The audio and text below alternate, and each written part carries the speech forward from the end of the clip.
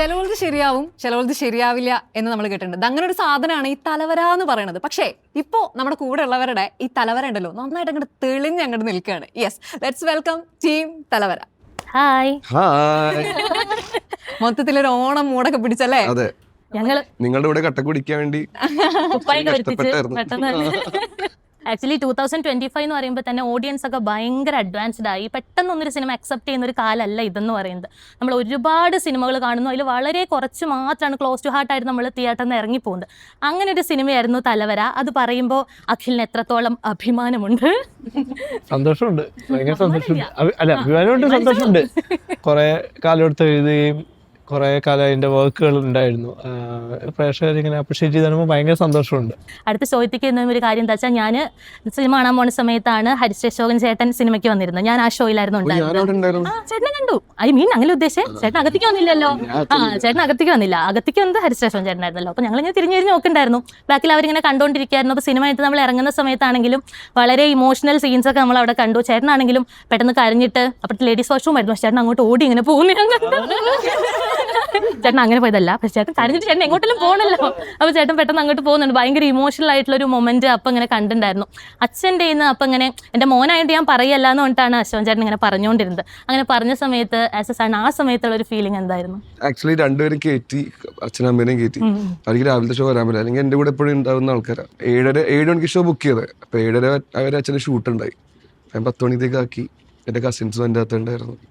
അച്ഛൻ പടം കഴിഞ്ഞ് ഇറങ്ങിയപ്പോൾ എനിക്ക് മനസ്സിലായി, ഞാൻ ഇവിടെ നിന്ന പാളവും എനിക്ക് മനസ്സിലായിട്ട് ഞാൻ വൈഫിൻ്റെ അടുത്ത് പറഞ്ഞ് ഞാൻ പോവാം, നിൽക്കണ്ട, ഫോൺ ചെയ്ത് ചോദിക്കാൻ കയറിയിട്ട് അങ്ങനെ വേണ്ട, ഇവിടെ നിന്ന് അച്ഛൻ്റെ അടുത്ത് ചോദിക്കുക, അമ്മേനെ എന്തെങ്കിലും അമ്മേനെ കണ്ട ഉറപ്പാണ് അമ്മ കരച്ചിലായിരിക്കും എന്ന് പറഞ്ഞിട്ട് ഇവിടെ ചെന്ന് അച്ഛനെ ഇറങ്ങി വന്ന് കെട്ടിപ്പിടിച്ചൊരു ഉമ്മ വന്നപ്പോൾ തന്നെ ഞാൻ പോയി. ഞാൻ ഓക്കെ ഓക്കെ എന്ന് പറഞ്ഞാൽ ഞാൻ മാറി. പിന്നെ അച്ഛൻ പറഞ്ഞു ഞാൻ കേട്ടിട്ടില്ല.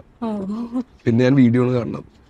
ആക്ച്വലി അത്രയും ഇമോഷണലി അറ്റാച്ച്ഡ് ആയിട്ട് ചെയ്തതുകൊണ്ടായിരിക്കണമല്ലോ പെട്ടെന്ന് ആ ഒരു കണ്ണീരും കാര്യങ്ങളൊക്കെ വന്നിട്ടുള്ളത്. അപ്പോൾ ആക്ച്വലി അർജുൻ എന്താണ് ഒരു ടെക്സ്റ്റ് ബുക്കായിട്ട് യൂസ് ചെയ്തിട്ടുള്ളത്? എവിടെ നിന്നാണ് ആ ഒരു വിറ്റ്ലിഗോ എന്ന് പറഞ്ഞിട്ടുള്ള ആ ഒരു സാഹചര്യത്തെ മനസ്സിലാക്കണം, ആ ഒരു ഫിസിക്കൽ കണ്ടീഷനെ അത്രമേൽ ഉൾക്കൊള്ളണം എങ്കിൽ മാത്രമാണല്ലോ ഇത്രയും നന്നായിട്ട്, അതും മൈന്യൂട്ട് ആയിട്ടുള്ള കാര്യങ്ങൾ പോലും വളരെ പെർഫെക്റ്റ് ആയിട്ടാണ് ചെയ്തു വെച്ചിട്ടുള്ളത്. അപ്പം അതെങ്ങനെയാണ് സാധ്യമായത് എന്നാണ് അർജുൻ കരുതുന്നത്? ഒന്നാമത്തത് അഭിനയിക്കാനുള്ളൊരു ഇഷ്ടം, രണ്ടാമത്തത് എല്ലാ ക്യാരക്ടേഴ്സും മാറി നിൽക്കണം ഏതെങ്കിലും രീതിയിൽ, മൂന്നാമത്തെ കാര്യം ഇതിൻ്റെ സ്ക്രിപ്റ്റ് ഓൾറെഡി ഡിമാൻഡ് ചെയ്തിട്ടുണ്ട്, ഇങ്ങനത്തെ പരിപാടികൾ ഉണ്ട് എന്നുള്ളത്. അപ്പോൾ അത് ആ കട്ടക്ക് മാക്സിമം, പിന്നെ അഖിൽ ആയിട്ടുള്ള ഡിസ്കഷൻസ്, അങ്ങനെ ഈ ഒരു പരിപാടി ഈ ക്യാരക്ടറിന് ഉണ്ടായി. അങ്ങനെയൊന്നുമില്ല. ഞാൻ ആക്ഷൻ ടു കട്ടിൽ അഭിനയിക്കുന്ന ഒരാളാണ്. എനിക്ക് അതിൻ്റെ ഇടയിലല്ലാണ്ട് ഞാൻ അവിടെ ഇവിടെ കലമ്പി നടക്കുന്ന ഒരു മച്ചാനാണ്.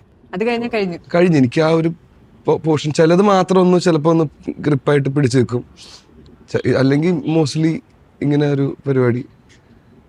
അപ്പോൾ അത്രേ ഉള്ളൂ. പിന്നെ നല്ല പ്രോപ്പർ കമ്മ്യൂണിക്കേഷൻ ഉണ്ട് ഞാനും അഖിലും തമ്മിൽ, അപ്പുമായിട്ടാണെങ്കിലും റൈറ്റർ. അപ്പോൾ ഞാൻ എപ്പോഴും ഡൗട്ട് ചോദിക്കുന്ന അപ്പൂൻ്റെ അടുത്തൊക്കെയാണ്, എങ്ങനെ ഉണ്ടായി, ഓക്കെ അവിടെ നിന്ന് കിട്ടിക്കഴിഞ്ഞാൽ ഓക്കെയാണ്. രേവതി തമിഴ് പൊണ്ണ് അല്ല, തമിഴ് പൊണ്ണ് means Malayalam household. Tamil പൊണ്ണ് ആക്ച്വലി എന്താ പറയുക, നമ്മൾ രേവതിയുടെ ലൈഫിൽ നോക്കുന്ന സമയത്ത് രേവതി ചെന്നൈയിൽ താമസിക്കുന്നു. ഒരു മലയാളി ഹൗസ് ഹോൾഡ് ആണ്, പക്ഷെ ചെന്നൈയിൽ താമസിക്കുന്നു. ഇവിടെ വരുമ്പോഴേക്കും കേരളത്തിലേക്ക് വരുന്നു, പക്ഷെ ഒരു തമിഴ് ഹൗസ് ഹോൾഡ് ആണ് രേവതിയുടെ. അങ്ങനെ ടോട്ടലി അവിടെ ഒരു സാധനം ഇവിടെ ഒരു സാധനം. പക്ഷെ രേവതിയുടെ ഒരു ക്യാരക്ടർ കണ്ട സമയത്ത് തോന്നി എന്താണെന്ന് വെച്ചാൽ, ഇപ്പം നമ്മൾ ട്രെൻഡിങ്ങിൽ കാണുന്ന നമ്മുടെ മലയാളി ക്യാരക്ടേഴ്സിനെ, ലേഡി ക്യാരക്ടേഴ്സിനെ നമ്മൾ പോർട്രേ ചെയ്ത്, ഇപ്പം നമ്മൾ കേരള സ്റ്റോറി കണ്ടു, തെക്കുപ്പെട്ട പരമസുന്ദരി കണ്ടു. അപ്പോഴൊക്കെ ആ സമയത്തൊക്കെ എത്ര വിയേർഡായിട്ടാണ് അവിടെ നിന്നുള്ള ഒരു ക്യാരക്ടേഴ്സിനെ മലയാളീസ് ആയിട്ടൊരു പോർട്രേ ചെയ്ത് നമ്മൾ നോക്കുകയും നമ്മളതിനെ വിമർശിക്കുകയും ചെയ്യുന്ന ഒരു കാലഘട്ടമാണ്. ആ സമയത്താണ് അഖില് വളരെ റോ ആൻഡ് ഒത്തൻറ്റിക് ആയിട്ട് ഫുൾ തമിഴ് ഡയലോഗ്സ് പറഞ്ഞിട്ട് ഒരു സമയത്ത് പോലും ഒരു കോംപ്രമൈസും ചെയ്യാതെ ഒരു തമിഴ് ക്യാരക്ടറിനെ രേവതിക്ക് തരുന്നത്. രേവതി ഒരു മലയാളം മൂവിയിലാണെങ്കിൽ പോലും അത് രേവതിനെ ഒരു ഏലിയനേറ്റഡ് ചെയ്യപ്പെടാതെ വളരെയധികം ഇത് കൺസീവ് ചെയ്യാനായിട്ട് ഹെൽപ്പ് ചെയ്തിരുന്നു. അതെ, എന്തായാലും ആ ക്യാരക്ടർ ഭയങ്കര ലൈക്ക് നമ്മൾ പാലക്കാട്ടിൽ പോകുമ്പം കുറേ പേര് തമിഴ് സ്പീക്കിംഗ് ആയിരിക്കും. അങ്ങനെ ഭയങ്കര ഓത്തൻറ്റിക് ആയിട്ടാണ് എവിടെയും ഫിറ്റ് ഇൻ ചെയ്യാൻ ട്രൈ ചെയ്തിട്ടില്ല. ഒരു ഓർഗാനിക് ആയിട്ട് ഒരു നാച്ചുറൽ ക്യാരക്ടർ ആയതുകൊണ്ട് എനിക്ക് ഒരിക്കലും സന്ധ്യ ഔട്ട് ഓഫ് പ്ലേസ് ആയിട്ടോ സന്ധ്യ പറയുന്ന കാര്യങ്ങളോ സന്ധ്യ ചെയ്യുന്ന കാര്യങ്ങളോ ഔട്ട് ഓഫ് പ്ലേസ് ആയിട്ട് തോന്നിയിട്ടില്ല. അത് ആ സ്ക്രിപ്റ്റിൻ്റെ ബലമാണ്. സ്ക്രിപ്റ്റ് ഇൻ മൈ ഒപ്പീനിയൻ ഫ്ലോളസ് ആയത് കാരണമാണ് അത് അങ്ങനെ എനിക്ക് ഫീൽ ആയതും പ്രേക്ഷകർക്ക് അങ്ങനെ ഫീൽ ആയതും അത് കാരണമായിരുന്നു. മനോജിലേക്ക് വരികയാണെന്നുണ്ടെങ്കിൽ ഇപ്പം വാലിബനിലാണെങ്കിലും അതല്ല മൂൺ വാക്കിലാണെന്നുണ്ടെങ്കിലും ഒരു 80s 90s ഒക്കെ പോർട്രേ ചെയ്യുന്ന സമയത്തൊക്കെയാണ്, അല്ലെങ്കിൽ അതിനു മുൻപുള്ള ടൈമിൽ ഫാന്റസി വേൾഡിൽ ആ ഒരു ടൈമിലൊക്കെയാണ് ആളെ പ്ലേസ് ചെയ്തിട്ടുള്ളത്. അപ്പം ഇപ്പൊ വരുമ്പോഴത്തേക്കും അതിൽ അപ്പം ഇങ്ങനെ ആ ഒരു ക്യാരക്ടർ ഷിഫ്റ്റ് വരുമ്പോഴത്തേക്കും അതെങ്ങനെയാണ് അതിനെ എൻജോയ് ചെയ്യുന്നത്? ആ ഒരു എന്താ പറയുക, അവരിങ്ങനെ ഡയറക്ടേഴ്സ് ഇങ്ങനെ പല രീതിയിൽ നമ്മളെ ചൂസ് ചെയ്യുന്ന കാണുമ്പോഴത്തേക്കുള്ള ആ ഒരു ഫീൽ അതൊക്കെ എങ്ങനെയാണ്? സന്തോഷം എന്നുവെച്ചാൽ എല്ലാ ക്യാരക്ടറും എന്നെ കൊണ്ട് ചെയ്യാൻ പറ്റും എന്നുള്ളൊരു വിശ്വാസം എനിക്ക് അവർ തരുന്നുണ്ടല്ലോ. അപ്പോൾ എനിക്ക് അതും ചെയ്യാൻ പറ്റുന്നുണ്ട്, ഇതും ചെയ്യാൻ പറ്റുന്നുണ്ട്. പക്ഷേ ഇത് കുറച്ചുകൂടെ എളുപ്പമായി ചെയ്യാൻ പറ്റി എന്നുള്ളതാണ്. കാരണം ക്രൂ അങ്ങനത്തെ ക്രൂ ആണ്, പിന്നെ അശ്വൻ്റെ വൈബ്, പിന്നെ ഡയറക്ടറിൻ്റെ ഒരു വൈബ്. അപ്പം ക്രൂ അങ്ങനത്തെ ടീം, നമ്മുടെ ഫ്രണ്ട്സ് ആയിരുന്നാലും എല്ലാവരും ആ ഒരു രീതിയിൽ നിന്നുകൊണ്ട് എനിക്ക് കുറച്ചുകൂടെ എളുപ്പമായി ചെയ്യാൻ പറ്റി എന്നുള്ളതാണ് ഈ തലവരയിലെ ക്യാരക്ടർ. മിന്നലല്ലേ? അതെ, മിന്നൽ. പിന്നലാണോ? പിന്നെ മിന്നലൊക്കെ മാറി നിൽക്കുന്നു. ആതിരയുടെ ക്യാരക്ടർ കണ്ട സമയത്തെ നമ്മുടെ അയ്യപ്പനും കോശിയിലേക്ക് ജെസ്സി അനന്യ ആ ക്യാരക്ടർ ചെയ്യുന്ന ആ ചേച്ചി, ആ ആക്ട്രസിനെ പോലെ ആക്ട്രസിൻ്റെ ഒരു മോഡുലേഷൻ അല്ലെങ്കിൽ ആക്ട്രസിൻ്റെ ഒരു ടൈപ്പ് പെട്ടെന്ന് കണ്ടപ്പോൾ എനിക്ക് ഓർമ്മ വന്ന ഒരു ആക്ട്രസ് അതായിരുന്നു. ആതിരയുടെ ആക്ടിങ് കാണുന്ന സമയത്താണെങ്കിലും ഇപ്പോൾ നമുക്ക് നമ്മുടെ ഒരു വീടിൻ്റെ അടുത്തുള്ള ഒരു ചേച്ചി, ആ ചേച്ചി പെട്ടെന്ന് ആ ചേച്ചിക്ക് ഒരു പ്രേമം വരുന്നു, ആ ചേച്ചി പോകുന്നു. അപ്പം നമ്മളെല്ലാവരും അങ്ങോട്ടും ഇങ്ങോട്ടും പറയണു ആ ചേച്ചി പോയിട്ടോ, ആ ചേച്ചി ചേട്ടനൊപ്പം പോയി നമ്മൾ പറയണു. പക്ഷെ അവരവിടെ ചെന്ന് ഫേസ് ചെയ്യുന്ന കാര്യങ്ങൾ, അവർ ഈ ഫാമിലിയിൽ നിന്ന് വിട്ടു പോകുമ്പോഴുള്ള കാര്യങ്ങൾ, ആ വീട്ടിൽ കയറി വരുന്ന സമയത്തൊക്കെ ഉള്ള സമയത്ത് ചില എക്സ്പ്രഷൻസ് ഒക്കെ അതിൽ വളരെ ബ്യൂട്ടിഫുൾ ആയിട്ടാണ് ചെയ്തത്. അതിലേക്ക് ക്യാരക്ടർ കേട്ട സമയത്ത് എങ്ങനെയാണ് ഇതെനിക്ക് പറ്റും എന്നൊരു മൊമെന്റ് അതിലേക്ക് എന്തായിരുന്നു? എന്നോട് അഖിലേട്ടൻ തന്നെയാണ് ഈ സ്റ്റോറി മൊത്തം പറഞ്ഞിരുന്നത്. ആദ്യം ഓഡിഷൻ പോകുന്ന സമയത്തൊക്കെ ആ ഫസ്റ്റ് ഒരു സീനുണ്ട് ദേഷ്യപ്പെടുന്നത്, ഒളിച്ചോടി പോയതിന് ശേഷമുള്ളത്. അപ്പോൾ അത് മാത്രമേ എന്നോട് ചെയ്യിപ്പിച്ചിട്ടുള്ളൂ. കണ്ടിന്യൂസ് ആയിട്ട് അത് ചെയ്യിപ്പിക്കും, കുറച്ച് സ്പീഡ് കൂടുതലായിരിക്കും, അത് കുറയ്ക്കും, അങ്ങനെ കുറച്ച് കഷ്ടപ്പെട്ടിട്ടുണ്ട് അഖിലേട്ടൻ. അത് കഴിഞ്ഞിട്ടാണ് പിന്നീടുള്ള സീനുകളൊക്കെ പറഞ്ഞ് ലാസ്റ്റ് ഓഡിഷനിലാണ് എനിക്ക് പറഞ്ഞിട്ട് എടി ഇതാണ് നിൻ്റെ ക്യാരക്ടർ എന്ന് പറഞ്ഞു. അപ്പം ഞാനാകെ അയ്യോ എന്ന് തോന്നി. പെട്ടെന്ന് കേട്ടപ്പോൾ സന്തോഷം തോന്നി. അതേ സമയം തന്നെ എനിക്ക് ഇത്രയും ഞാൻ വിചാരിച്ചില്ല, അങ്ങനെ സിസ്റ്ററാണ് ഇങ്ങനെ വിചാരിച്ചില്ല. അപ്പോൾ പെട്ടെന്ന് ഞാനും ഒന്ന് പതറി. അപ്പോൾ അഖിലേട്ടൻ പറഞ്ഞു, അതിൻ്റെ കൈയൊക്കെ ഇട്ടിട്ട് എൻ്റെ മുഖത്ത് നോക്കിയിട്ട് പറഞ്ഞു, എടി ഒരു കുഴപ്പമില്ല, നീ ഇത് ചെയ്യുന്ന എനിക്ക് കോൺഫിഡൻസ് ഉണ്ട്, നീ അടിപൊളിയായിട്ട് നിന്നാൽ മതി, ഒരു കുഴപ്പമില്ല, ഇത് നമുക്ക് ചെയ്യാമെന്ന് പറഞ്ഞു. എനിക്കപ്പോൾ സത്യം പറഞ്ഞാൽ ആ ഒരു ഇത് കിട്ടിയത് ഇവിടുന്ന്. അപ്പോൾ അഖിലേട്ടൻ മേക്ക് ചെയ്ത ജ്യോതി എന്ന് പറയുന്ന ക്യാരക്ടർ എല്ലാം ഒന്ന് പറഞ്ഞുതരും. ഭയങ്കര ക്ഷമയാണ് ഈ മനുഷ്യന്. ഇപ്പോൾ ഞാൻ വീണ്ടും ചോദിക്കും, ചേട്ടാ എനിക്ക് മനസ്സിലായില്ല കേട്ടോ, ഒന്നുകൂടി പറയുക ചോദിക്കുമ്പോൾ എടി വാ ഇരിക്കും. അപ്പോഴും അത്രയും വീണ്ടും വീണ്ടും പറഞ്ഞു തരാനുള്ള ഒരു ക്ഷമ, ആ ഒരു ടൈമിങ് അഖിലേട്ടൻ തന്നെയാണ് ആ ഒരു ക്യാരക്ടറിനെ ഉണ്ടാക്കിയത്. അഖിലേട്ടനാണ് എൻ്റെ എല്ലാം. അഖിലേട്ടൻ തന്നെയാണ്. അഖിലേട്ടൻ അപ്പോഴൊക്കെയാണ് ഈ ഒരു ഇത്. പിന്നെ ഒരു ഹോസ്പിറ്റൽ സീൻ ഉണ്ട്. അപ്പോൾ ഏട്ടൻ അങ്ങനെ പറഞ്ഞു, നീ ചെയ്തത് ഓക്കെയാണ്, പക്ഷെ നീ ഇങ്ങനെ പിടിച്ചു നോക്കുക, അപ്പോൾ ഒന്നും കൂടി നന്നായിരിക്കും എന്നൊക്കെ പറഞ്ഞു. അപ്പോൾ എനിക്കിങ്ങനെ പറഞ്ഞു തരുമ്പോൾ ഞാൻ ഫസ്റ്റ് ടൈം ആയതുകൊണ്ട് എനിക്ക് ഭയങ്കര സന്തോഷമാണ്. അർജുനേട്ടൻ അത് ഓർമ്മ പോലും ഇല്ല തോന്നുന്നു. എനിക്കൊന്നും ഓർക്കാൻ കഴിയുന്നില്ല എന്നാണ്. പെട്ടെന്ന് ഗംഭീര ആക്ട്രസ് ആണ്. അതന്നെ ഗംഭീരാണ്. നമ്മളെന്ത് പറഞ്ഞു കൊടുക്കാനാണ്? അതിന്റെ വീട്, എൻ്റെ വീട് തിരുവല്ലാമലയാണ്, പാലം ഭാഗത്താ. എൻ്റെ വീട് പാലക്കാട് അട്ടപ്പാടി. നിങ്ങൾ ഞെട്ടിക്കോളൂ.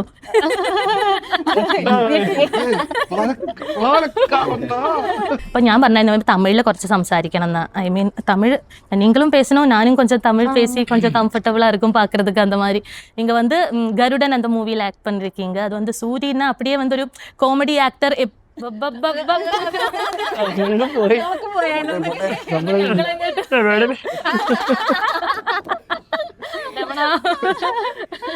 அப்போ அந்த மாதிரி சூரி கூட ஆக்ட் பண்ணும்போது அவங்க வந்து ஒரு காமெடி ரோல் பண்ணியிருந்தவர், ஒரு ரொம்ப சீரியஸான ரோல் ஹேண்டில் பண்றாங்க. அவர்கிட்ட இருந்து என்ன கத்துக்கிட்டீங்க? நான் வந்து பெரிய சூரி ஃபேன். சூரி சார் எனக்கு இருக்கிறதுலே என்ன ரொம்ப அதிர்ச்சியா இருந்தது அப்படின்னா, அவரு அவ்வளோ பெரிய ஆளு അല്ല, എല്ലാരും മറ്റേത് ഇങ്ങനെ அவ்வளோ பெரிய ஆளு. அவர் வந்து ஒன்றுமே இல்லை, அவர் காமெடி ஆக்டர்லேருந்து இவ்வளோ பெரிய ரோலுக்கு வந்திருக்காரு. அப்படி ஒரு ஆள் இவ்வளோ ஹம்பிளாக எப்படி இருக்க முடியும்னு எனக்கு சத்தியமாக ஐ டோன்ட் நோ. ஏன்னா அவர் வந்து அவ்வளோ எளிமையாக வந்து உட்காருவார். எல்லாட்டும் பேசுறது, ஜூனியர் ஆர்டிஸ்டாக இருந்தாலும் ப்ரொடக்ஷனாக இருந்தாலும் எல்லாட்டும் பேசுகிறதும் ஒரு ரெஸ்பெக்ட் கொடுத்து அவ்வளோ ஒரு ரொம்ப ஹம்பிளான ஒரு பர்சன். அண்ட் அவருக்கு வந்து ഒരു 1000 ഡൗട്ട് இருக்கும். ഇനി മലയാളത്തിൽ പറയവേ, ഒരു 1000 ചോദ്യങ്ങൾ ചോദിക്കും. അതായത് ഒരു ചെറിയ സീനാണെങ്കിലും ഡയറക്ടർ, എനിക്ക് ആക്ച്വലി ഈ ചോദ്യം ചോദിക്കുന്നത് എനിക്ക് അറിയില്ല, ഞാൻ പറയുന്നത് ചെയ്യും. അല്ലാതെ ഡയറക്ടറിന് എന്തെങ്കിലും വേണമെങ്കിൽ അവർ പറയുമ്പം ഇത് മാറ്റി പിടിക്കുക അത് മാറ്റി പിടിക്കുക അങ്ങനെയാണ് ഞാൻ വർക്ക് ചെയ്യുന്നത്.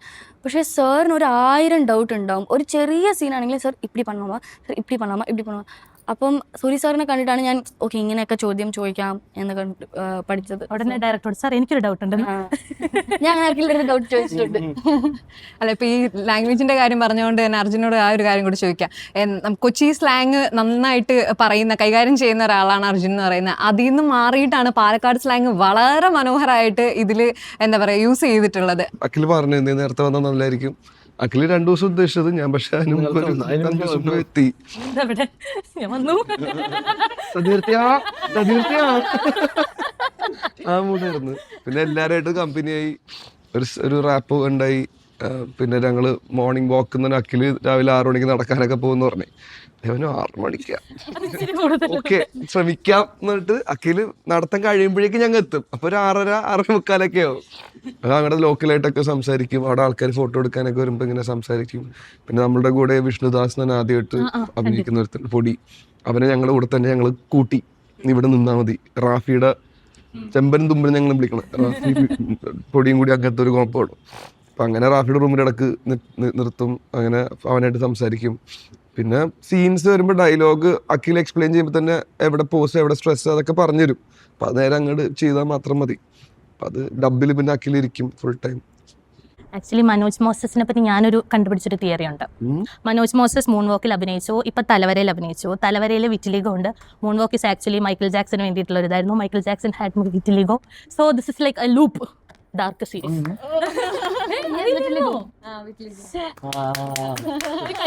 നമ്മൾ ഈ പ്രമേയം പാസ്സാക്കുന്നു. ആക്ച്വലി നമുക്കല്ലേ, നമ്മൾ ചിലപ്പോൾ പണ്ട് അഭിനയിക്കുന്ന ഒരു സിനിമയാണ്, പക്ഷെ അത് നമ്മളിപ്പോ അഭിനയിക്കുന്ന സിനിമയിൽ ഒരു ലിങ്ക് ഓഫ് ദ ലിങ്ക് ഒരു ലിങ്ക് ഓഫ് ദ ലിങ്ക് വരുന്ന സമയത്ത് നമുക്കല്ലേ നമുക്ക് തോന്നില്ല ഓ ഇതെന്തോ ഉണ്ട്. വെറുതിരിക്കായിരുന്നല്ലോ വന്നപ്പോ തൊട്ട് അവിടെ നിങ്ങൾ തിരക്കായിരുന്നല്ലോ, അപ്പൊ ഞാൻ ഫ്രീ ആയിരുന്നല്ലോ. അപ്പൊ ഞാൻ വെറുതെ ഒന്ന് കുറച്ച് ചിന്തിച്ചു. അപ്പൊ അത് ആക്ച്വലി ഒരു നല്ല രസമുള്ള ഒരു പരിപാടി. അത് ഞാൻ വേറെ കിട്ടിപ്പോയി എന്നിട്ട് ഞാൻ ആലോചിച്ചെടുത്താണ്. പക്ഷെ ആക്ച്വലി നല്ല രസമുള്ള ഒരു പരിപാടിയാണെന്ന് എനിക്ക് ഇങ്ങനെ തോന്നി. ഞാൻ ഒറ്റയ്ക്ക് പെർഫോമൻസ് കണ്ടിരുന്നു, ഡാൻസ് കണ്ടിരുന്നു. എങ്ങനെയാണ് ഡാൻസ് ലൈഫിലൊരു നമുക്ക് ചില സമയത്ത് ചിലത് എന്താ പറയാ, നമ്മുടെ സന്തോഷം സങ്കടം പല ഇമോഷൻസ് നമ്മളത് പല രീതിയിൽ പ്രകടിപ്പിക്കും അല്ലേ. സങ്കടം വരുമ്പോൾ സന്തോഷം വരുമ്പോഴൊക്കെ ഡാൻസ് കളിക്കാം. ഓഫ് കോഴ്സ് അല്ല ശരിക്കും ആണല്ലേ. എനിക്ക് ഇഷ്ടമുള്ള പാട്ടിട്ട് ഡാൻസ് കളിക്കുമ്പോൾ ഞാൻ ഒറ്റയ്ക്ക് റൂം അടച്ചിട്ട് കുറച്ച് ഡാൻസ് കളിക്കോ? ഇല്ല, എനിക്ക് സ്റ്റുഡിയോ ഉണ്ടല്ലോ, സ്റ്റുഡിയോ പോയി കളിക്കും. എം സ്റ്റുഡിയോ തിരുവനന്തപുരം സ്റ്റുഡിയോ പോയി പ്രാക്ടീസ് ചെയ്യും. എനിക്ക് എന്ത് വിഷമം വന്നാലും സങ്കടം വന്നാലും ആദ്യം അമ്മയോട് ഷെയർ ചെയ്യും. എല്ലാ കാര്യം അമ്മയോട് ആദ്യം ഷെയർ ചെയ്തതിന് ശേഷം മാത്രമേ അടുത്ത പരിപാടി ചെയ്യുള്ളൂ.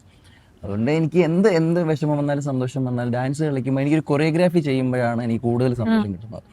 അപ്പൊ ഇനി അഖിലേക്ക് വരുമ്പോഴത്തേക്കും ആക്ച്വലി അർച്ചന 31 നോട്ട് ഔട്ട് എന്ന് വന്നിട്ട് ഇപ്പൊ തലവര വരെ എത്തി നിൽക്കുകയാണ്. അപ്പൊ ഈ വിറ്റിലിഗോ എന്നുള്ള ആ ഒരു അല്ലെങ്കിൽ ആ ഒരു ഫിസിക്കൽ കണ്ടീഷൻ തന്നെ എന്തുകൊണ്ടാണ് പോർട്രേ ചെയ്യണം എന്ന് ആഗ്രഹിച്ചത്, അല്ലെങ്കിൽ അതെന്താണ് ചൂസ് ചെയ്യാൻ കാര്യം?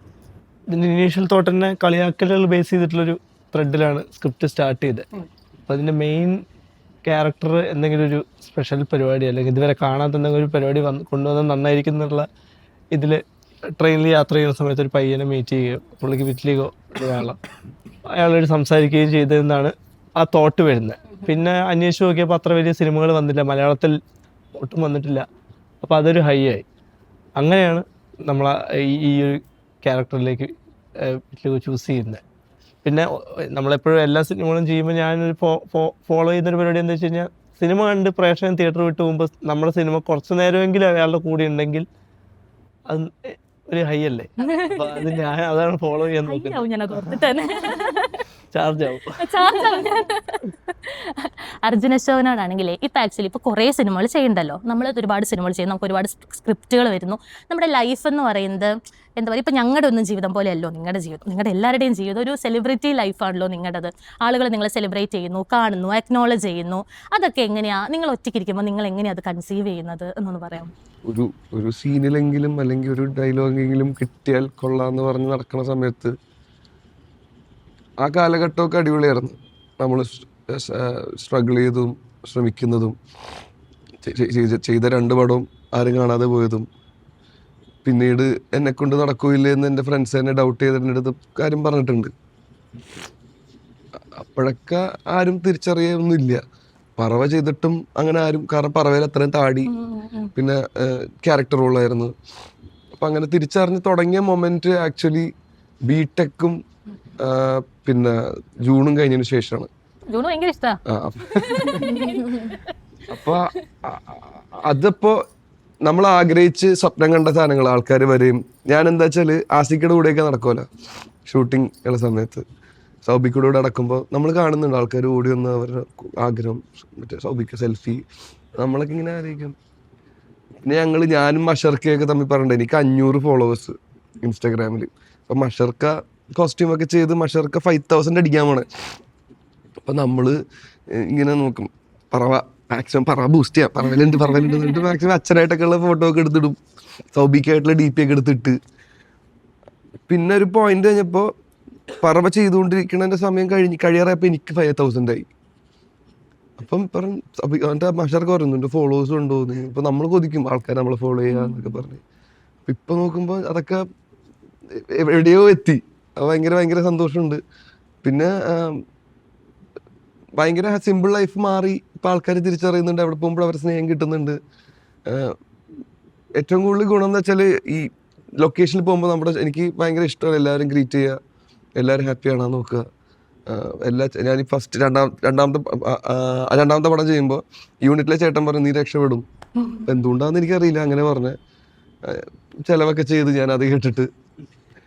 അപ്പൊ എന്താ വെച്ചാൽ എല്ലാ പടം കഴിയുമ്പോൾ ഞാൻ യൂണിറ്റിലെ ചേട്ടന്മാരിക്കും പ്രൊഡക്ഷനിലെ ചേട്ടന്മാരിക്കും ആർട്ടിലെ ചേട്ടന്മാരിക്കും എല്ലാവർക്കും ഞാൻ ചിലവ് ചെയ്യും ഓരോ പടം കഴിയുമ്പോൾ. കാരണം അവര് നമ്മളെ തന്നെ സപ്പോർട്ട് വേറെ ലെവലാണ്. അപ്പൊ ഞാൻ എല്ലാവരും ഗ്രീറ്റ്, ഗുഡ് മോർണിംഗ് ചേട്ടാ, എല്ലാവരും ഗുഡ് മോർണിംഗ്, ഹായ് ഹായ് എന്നൊക്കെ പറഞ്ഞ് അങ്ങനെ കയറി ചെന്നൊരു പരിപാടിയൊക്കെ സെറ്റ് ചെയ്ത് ഷൂട്ട് ചെയ്യും.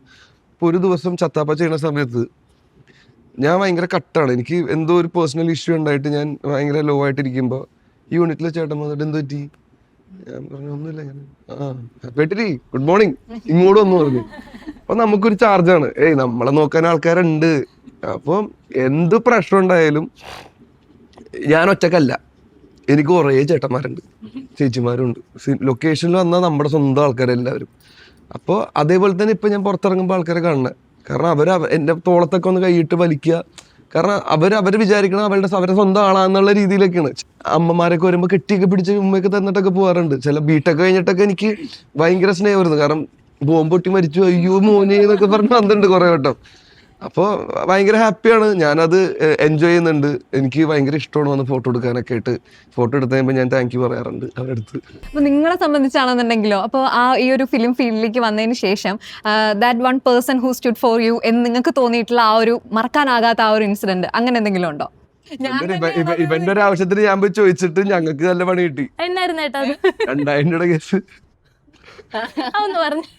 പറയാൻ പറ്റൂല, അത് പറയാൻ പറ്റൂല, പറഞ്ഞ തീരാവും. ഇവൻ ലോ ആയിട്ടിരിക്കണേ. പേജ് എന്താ വെച്ചാൽ എന്താ പറഞ്ഞു, ഇവന് ഇങ്ങനത്തെ ചെറിയ പ്രശ്നമുണ്ട്, വിളിക്ക് കുളിച്ച് നേരെ തിരിഞ്ഞ് ഇവന്റെ പ്രശ്നം വരുന്നത്. ഞങ്ങള് മൊത്തം നിറയേക്കേണ്ടി വന്നു ലാസ്റ്റ്. മനസ്സിലായി, ഞാൻ അത് ആവശ്യമില്ലാത്ത ഒരു പരിപാടിക്ക് നിൽക്കാൻ പോരുതെന്നൊക്കെ. രേവതി എങ്ങനെ മലയാളം ഇൻഡസ്ട്രിയിൽ വന്നു, എങ്ങനെ മലയാളി പീപ്പിൾസ് വെൽക്കം ചെയ്യുന്നതൊക്കെ എങ്ങനെ ഫീൽ ചെയ്യുന്നു? ആളുകൾ കാണുന്ന സമയത്ത് റെക്കഗ്നൈസ് ചെയ്യുമ്പോഴും ആൾക്കാർ മീൻസ് പ്രത്യേകിച്ച് മലയാളികൾക്കും സൗത്ത് ഇന്ത്യൻസിന് ഒരു ഭയങ്കര ഒരു സ്നേഹം, നമ്മുടെ വീട്ടിലെ പെൺകുട്ടി എന്നൊരു സ്നേഹം എപ്പോഴും അഭിനയിക്കുന്ന പുതിയതായിട്ട് വരുന്ന പെൺകുട്ടികളോടുണ്ട്. യെസ്, ഭയങ്കര ഓവർവെൽമിങ് ആണ്. എനിക്ക് ആക്ച്വലി എക്സ്പെക്ട് ചെയ്തില്ല ഞാൻ ഇത്രയും. പടം കണ്ടിട്ട് അഖിൽ എന്നോട് പറഞ്ഞു നല്ലതായിട്ട് ചെയ്തിട്ടുണ്ട്, എല്ലാവർക്കും ഇഷ്ടപ്പെടും സന്ധ്യ എന്ന ക്യാരക്ടർ. അങ്ങനെ എഡിറ്റർ രാഹുൽ ആയാലും അനിരുദ്ധ് ആയാലും എല്ലാവരും പറഞ്ഞു. അപ്പം ഞാൻ ഓക്കെ, എല്ലാവരും ലൈക്ക് ഒരു ഫോർമാലിറ്റിക്ക് പറയുമായിരിക്കും എന്ന് വിചാരിച്ച് ഞാൻ വിട്ടു. പക്ഷേ പടം കണ്ടപ്പം എനിക്കും ഇഷ്ടപ്പെട്ടു. കൊള്ളാം, ആ കുട്ടി കൊള്ളാം. ഐ മീൻ യൂഷ്വലി ഞാൻ ഭയങ്കര ക്രിട്ടിക്കൽ ആണ്. എനിക്ക് എത്ര ഇതിനും I still feel I can do better. But as a character Sandhya ഭയങ്കര ലൈക്കബിൾ ആണ്. സോ അത് ഓഡിയൻസിൽ എത്തും എന്ന് എനിക്ക് പടം കണ്ടപ്പോൾ മനസ്സിലായി. ആൾക്കാർക്ക് എനിക്കൊരു പ്രശ്നമുണ്ട്, പ്രശ്നമല്ല, ഇറ്റ്സ് ജസ്റ്റ് ദാറ്റ് എന്നെ സ്ക്രീനിൽ കാണുന്നതും നേരിൽ കാണുന്നതും ഭയങ്കര ഡിഫറെൻ്റ് ആണ്. സോ ആൾക്കാർ എന്നെ റെക്കഗ്നൈസ് ചെയ്യാറില്ല.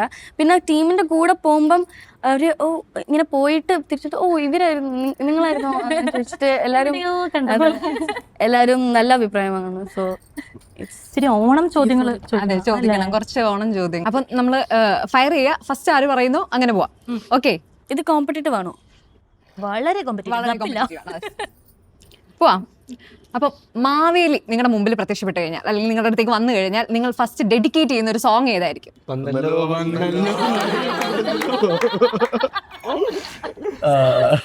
സൂപ്രംസ് ഒരു അടിപൊളി സിനിമയായിരുന്നു. Okay, next question. മാവേലി നിങ്ങളുടെ അടുത്ത് വന്നു കഴിഞ്ഞാൽ നിങ്ങൾ പറയാൻ പോകുന്ന ഒരു ഡയലോഗ്, ഒരു മൂവി ഡയലോഗ്. ചട്ടപ്പട്ട ചട്ടപ്പട്ട മൂവി ഡയലോഗാ? ചേട്ടാ പറഞ്ഞോ. അർജുൻ ചേട്ടാ, ആക്ഷൻ ഹീറോ ബിജുവിന്റെ ഒരു ഡയലോഗ് ഇല്ലേ, നീ ആരോടാണ് എന്താണെന്നുള്ള കളിക്കുന്നുള്ള ബോധം വേണം. വലിയ വയല് വർത്തമാനം പറഞ്ഞ എനിക്കത് പെട്ടെന്ന് ഓർമ്മ. ഓരോ തരത്തിലുള്ള ഓണത്തെ പറ്റിയിട്ട് നമ്മളിങ്ങനെ ചോദിക്കും. ഓക്കെ, കുളമായിട്ടുള്ള ഓണം. സ്കൂളിൽ ആഘോഷിച്ച ഓണം. ഞാൻ വൈസ് ക്യാപ്റ്റൻ ആയിരുന്നു എന്റെ ടീമില്. പൂക്കളിടണായിരുന്നു. ഞങ്ങള് നൈസായിട്ട് അറിയാല, നൈസായിട്ട് കാശൊക്കെ മേടിക്കാൻ പറ്റുന്ന സമയപ്പോഴാണ് കളക്ഷനൊക്കെ എടുക്കും, പൂവൊക്കെ മേടിക്കും. അപ്പൊ ഞങ്ങളന്ന് പൂവൊക്കെ മേടിച്ച് മറ്റേ ഫുഡൊക്കെ നൈസായിട്ടൊക്കെ മേടിച്ച് ഞങ്ങൾ പോയി. പക്ഷെ കോമഡി എന്താ വെച്ചാല്, ഒരു ടീം ഞങ്ങളെ പറ്റിച്ച്. അവര് വൃത്തിക്ക് ആ ഫുൾ കാശിന് പൂ മേടിച്ച്. സൈസ് നോക്കുമ്പോ ഞങ്ങളുടെ ഇത്രയും അവരുടെ ഇത്രയും. അപ്പൊ അങ്ങനെ അത് മനസ്സിലായി, ഞങ്ങൾ കാശും പറ്റിച്ചെന്ന്. അങ്ങനെ അത് കുളമായി, കള്ളി വെളിച്ചത്തായി. കുളമായിട്ടില്ല ഇതുവരെ, നല്ലതായിട്ടാണ് സംഭവിച്ചിട്ടുള്ളത്. നമ്മൾ മുമ്പ് 10 ദിവസം പൂക്കളിടായിരുന്നു. ഇപ്പം അത്രയില്ല, ഇപ്പം സമയമില്ലാത്തതുകൊണ്ട് ലാസ്റ്റ് ദിവസം മാത്രം. പിന്നെ സദ്യ ഉണ്ടാക്കും. നമ്മൾ മാത്രമേ മലയാളികളുള്ളൂ നമ്മുടെ ഏരിയയിൽ. അപ്പം നമ്മൾ സാരിയൊക്കെ കൊടുത്ത് തിരുവാതിരയൊക്കെ കളിക്കും. നമ്മൾ ചുമ്മാ ചെറിയ വയസ്സിൽ തിരുവാതിരയൊക്കെ കളിക്കും പൂക്കളത്തിന്റെ അടുത്ത്. അത്രയൊക്കെ തന്നെ. കലവരുടെ ഓണം എങ്ങനെയാ? നിങ്ങളുടെ ടീമിന്റെ ഓണം എങ്ങനെയാ പ്ലാൻ ചെയ്തേക്കുന്നത്? അത് പ്ലാൻ ചെയ്യും. ഞാൻ ഒരു 500 ഓണത്തിന് എൻ്റെ ഏറ്റവും വലിയൊരു ആഗ്രഹം എന്ന് വെച്ച് കഴിഞ്ഞാൽ പച്ചാണ് പാലക്കാട് എൻ്റെ തിയേറ്ററിൽ പോയി. ഞാൻ എപ്പോഴും സിനിമ കാണുന്ന തിയേറ്റർ ഉണ്ട്, പ്രിയദർശിനി തിയേറ്റർ. അവിടെ പോയി ഒന്ന് പടം കാണും. എൻ്റെ മോനെ എന്റെ പടം